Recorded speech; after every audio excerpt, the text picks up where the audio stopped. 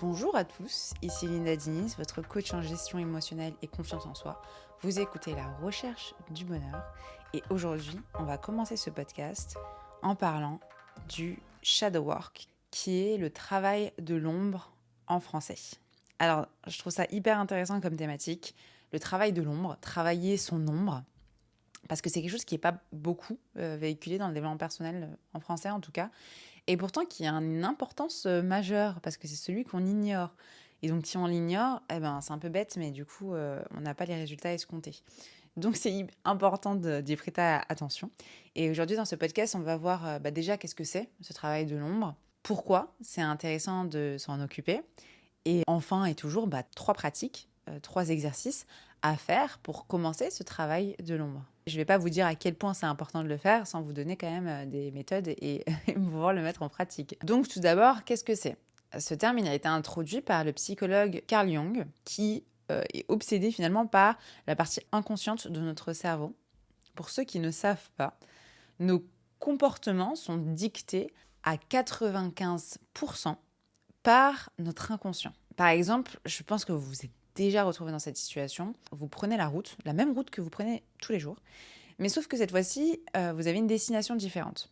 Et au plein milieu de ce chemin, vous vous rendez compte que vous avez suivi le chemin que vous avez l'habitude d'emprunter tous les jours et pas le chemin que vous devez prendre pour atteindre cette destination différente.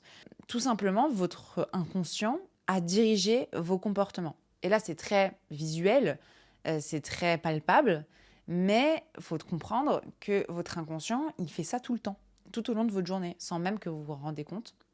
Il fait ça lorsque vous agissez dans vos relations, lorsque vous travaillez. Il dirige aussi vos choix, car il y a vos croyances limitantes à l'intérieur. Et il dicte tout simplement votre vie, sans même que vous vous en rendez compte.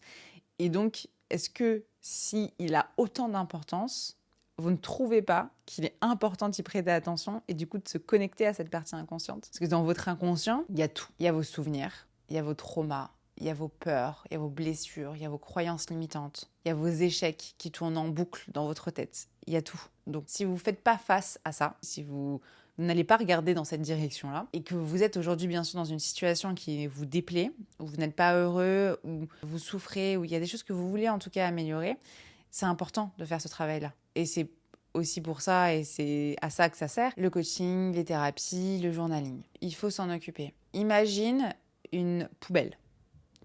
Une poubelle, elle est pleine, cette poubelle. Toi, le premier réflexe que tu as, c'est de tasser les objets à l'intérieur de cette poubelle pour faire de la place, pour que tu puisses encore plus mettre de déchets. Toi, au lieu de jeter cette poubelle, tu vas entasser les déchets qui sont à l'intérieur. Tu vas essayer de faire plus de place encore et encore.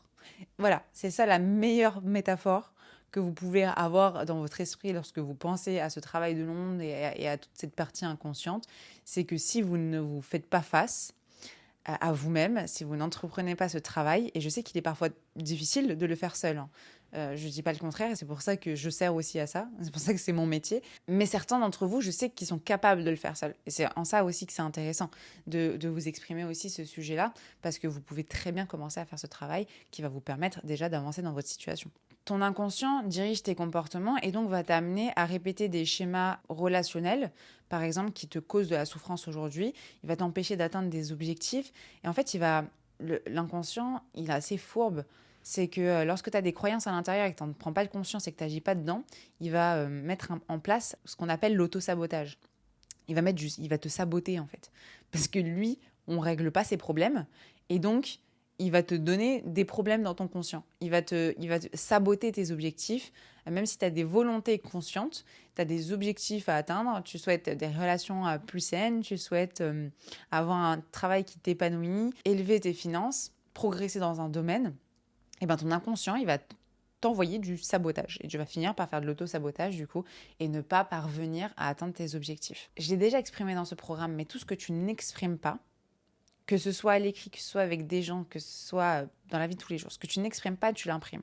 Et lorsque tu tasses tous ces objets dans ta poubelle, tu imprimes les choses. Tu imprimes tes émotions, tu imprimes tes blessures, tu les stockes à l'intérieur de toi. Elles sont stockées, tout ça, c'est toute de l'énergie.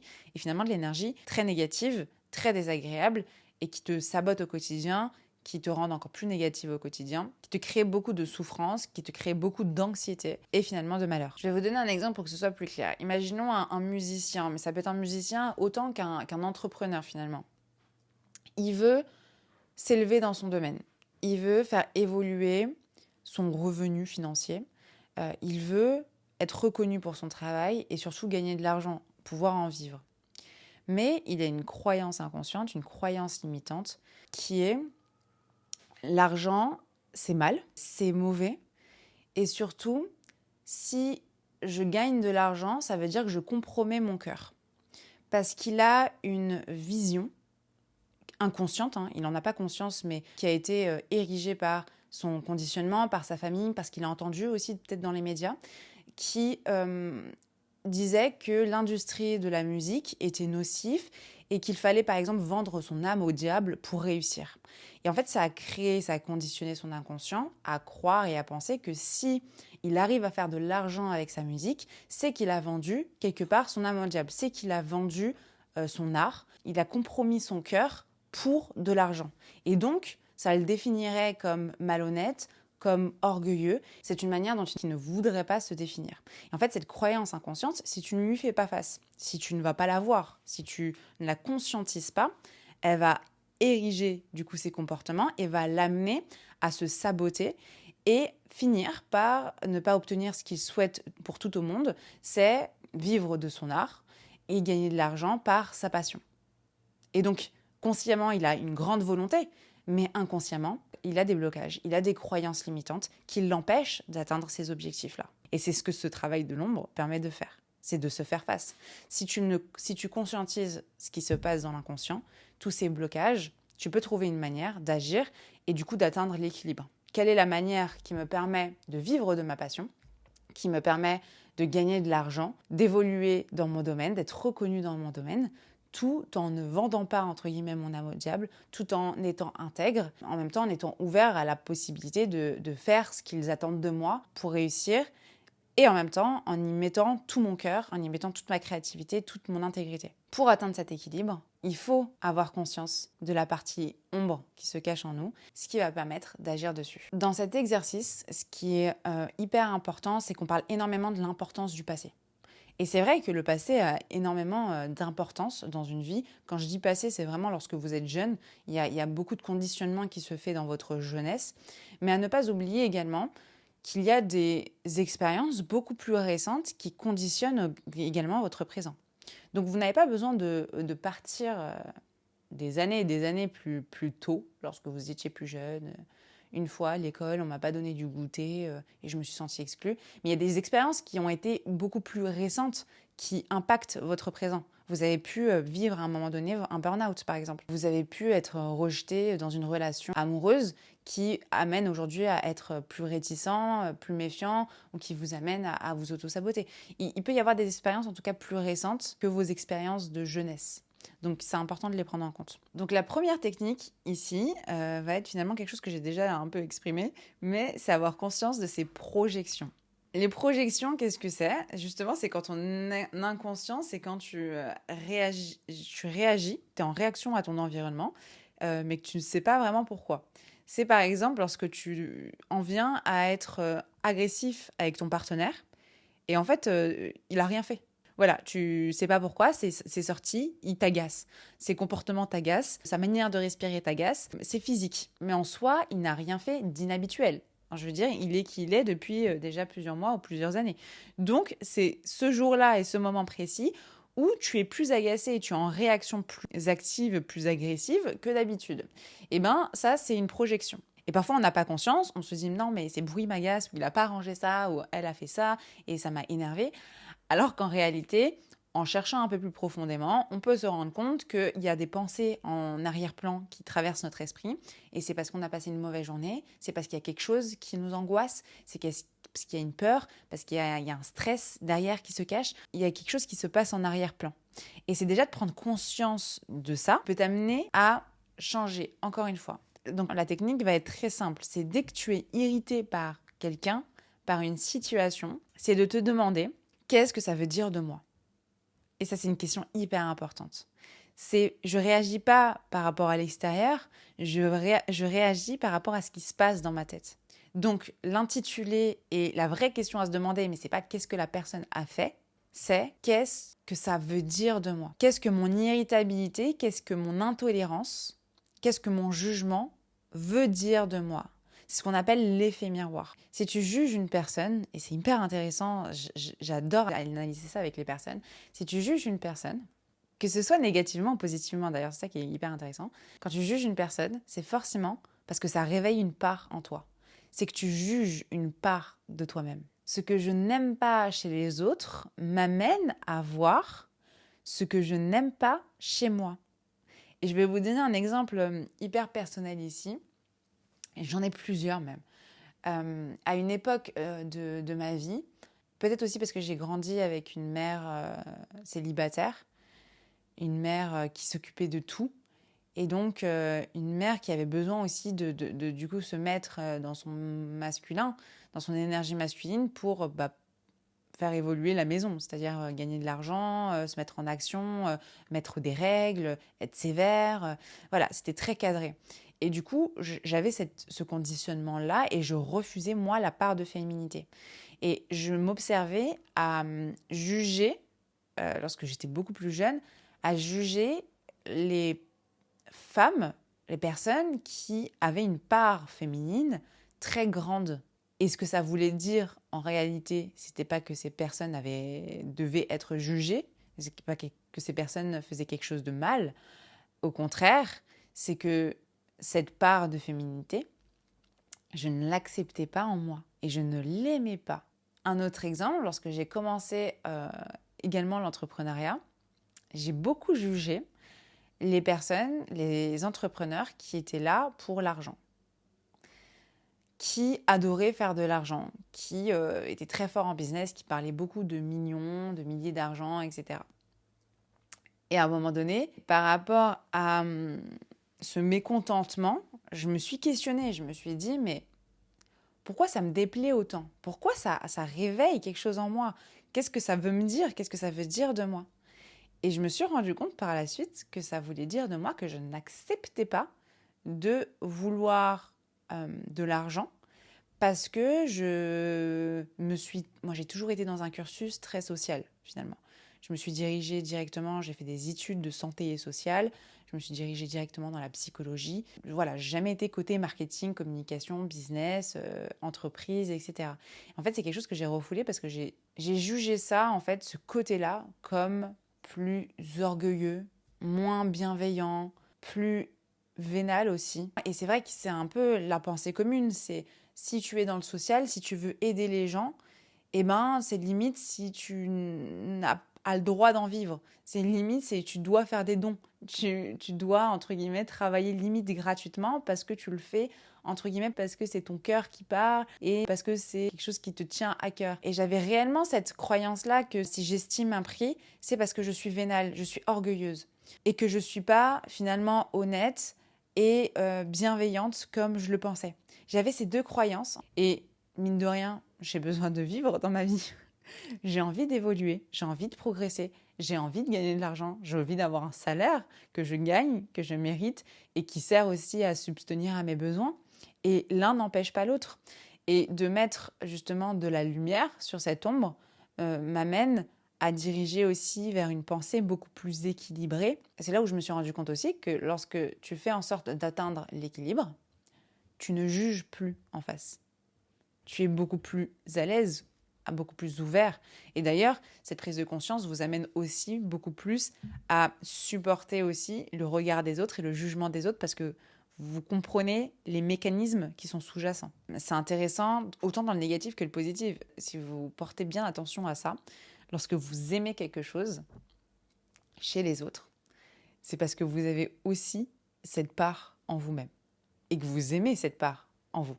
Donc voilà, faites un peu cette réflexion, prenez le temps de réfléchir à ce que vous n'aimez pas, à ce que vous aimez, et demandez-vous toujours qu'est-ce que ça veut dire de moi. Faites ce travail, il est incroyable, il est hyper puissant. Moi, ça me stimule, on découvre un autre univers en fait. C'est un autre monde qu'on découvre et c'est hyper excitant. Je peux le concevoir que ça puisse faire peur à chacun, et c'est pour ça qu'ils mettent des mécanismes de défense et donc du coup qui n'ont aucune réponse. Et c'est pour ça que si vous êtes dans ce cas-là, mais faites-vous accompagner pour découvrir ce qui se cache derrière. Vous allez voir, ça va être beaucoup plus facile et moins éprouvant également. La deuxième technique, le deuxième exercice, c'est la lettre de pardon. C'est tout simplement d'écrire une lettre à quelqu'un qui vous a fait du mal, qui vous a blessé, ou même une situation où vous vous êtes senti au plus mal. Écrivez une lettre. Ça permet de faire un énorme travail de guérison du passé. Lorsque vous vivez une souffrance, lorsque vous vivez un échec, votre cerveau va décréter ça comme une boucle, comme une histoire qui a un début, qui a un milieu et qui a quoi qu'il arrive une fin. Et lorsque vous allez vous retrouver face à une situation qui a le même début que l'histoire que vous avez vécue précédemment, le même échec, les mêmes souffrances, il va répéter l'histoire qu'il connaît. Il va répéter cette même fin. Alors que la nouvelle histoire que vous vivez à l'heure actuelle est différente. Une histoire ne se produit jamais à l'identique. Vous avez toujours une influence sur un résultat pour avoir un résultat différent. Mais vu que vous n'avez pas guéri ces choses du passé, votre cerveau va vous amener à vivre la même histoire. C'est pour ça qu'il est important de faire ce travail-là et justement de ne pas entasser ces déchets, de faire ce travail de pardon, de guérison pour pouvoir avancer. Vous ne devez pas être bloqué dans le passé, vous devez forcément faire ce travail si vous vous retrouvez dans ce que je vous dis. C'est qu'à un moment donné, ça vous bloque et donc vous devez aller voir, même si ça peut être désagréable, je le conçois très très bien, même si ça ne fait pas toujours plaisir, c'est ce qui va vous permettre d'avancer et d'évoluer. Et vous allez voir que ça va vous paraître par la suite, une fois que c'est passé, comme une petite brindille. Et en plus, vous allez ressentir énormément de fierté d'avoir réussi à dépasser ça. Tandis que s'il est toujours là en vous quelque part, il va vous influencer et il va vous causer du tort et ça va être souffrance encore et encore. Donc autant réduire cette souffrance parce que vous perdez des minutes et du temps de bonheur. Dernier exercice, c'est d'observer les dissonances cognitives, reconnaître les conflits. C'est tout le travail qu'on fait en coaching. Et ce travail est hyper intéressant. Vous pouvez reconnaître que vous avez une différence ou une dissonance ou un conflit lorsque vous êtes capable de vous dire « je ne sais jamais ce que je veux, je suis une personne contradictoire. Je peux dire A et après je peux dire B. » Déjà, ça ne vous définit pas. C'est pas que vous êtes quelqu'un qui ne savait pas ce que vous voulez, qui n'a pas de sens, ou vous êtes contradictoire. C'est pas ça. C'est qu'il y a deux pensées en vous qui se chamaillent. C'est qu'il y a deux croyances qui se disputent. Et c'est ça une dissonance. Lorsque vous réglez ce conflit, ça s'appelle un conflit, lorsque vous réglez ce conflit, vous savez davantage ce que vous voulez, vous savez prendre des décisions plus claires, et vous êtes plus cohérent. C'est pour ça que c'est important de savoir et de comprendre que ça ne vous définit pas. C'est tout simplement parce qu'il y a un conflit qu'il faut régler. Ce conflit, il vous crée énormément de stress. Ça vous met dans un état de doute, d'hésitation et donc d'anxiété. Par exemple, tu dis que tu veux une relation dans ta vie, que tu as besoin d'avoir une relation, c'est ce que tu recherches. Mais lorsque tu es face à n'importe quelle relation, ça n'aboutit pas. Tu n'arrives pas à t'investir, tu n'arrives pas à être réellement excité par cette relation. Tu te lasses très rapidement. Et pourtant, dans ton conscient, tu dis que tu veux une relation. En fait, dans ton inconscient, il te dit que pour toi, une relation égale prison, égale privation de liberté, égale dépendance. Ce qui va faire que tu vas créer de l'auto-sabotage, ce qui va t'amener à culpabiliser, à être frustré et à ne pas atteindre ton objectif. La solution ici, c'est de trouver l'équilibre. À quel moment je peux avoir une relation et en même temps me sentir libre, me sentir indépendant, conserver ce qui me tient tellement à cœur et en même temps avoir une relation qui m'épanouit et l'amour dont j'ai besoin et l'échange que je recherche, et le soutien également que je recherche. Comment je peux trouver l'équilibre ? Mettre en évidence les conflits vous permet de ne pas avoir des pensées en noir et blanc et du coup d'atteindre cet équilibre. Tout ce travail de l'ombre, il est important de le faire, il est plus simple de le faire. Alors soit vous pouvez tout simplement le faire à l'oral ou vous pouvez le faire aussi par écrit. Utilisez le journaling qui est un énorme, incroyable outil pour ça. Je vous ai fait un podcast la semaine dernière dessus. Donc, vous pouvez l'utiliser pour faire ce travail de l'ombre.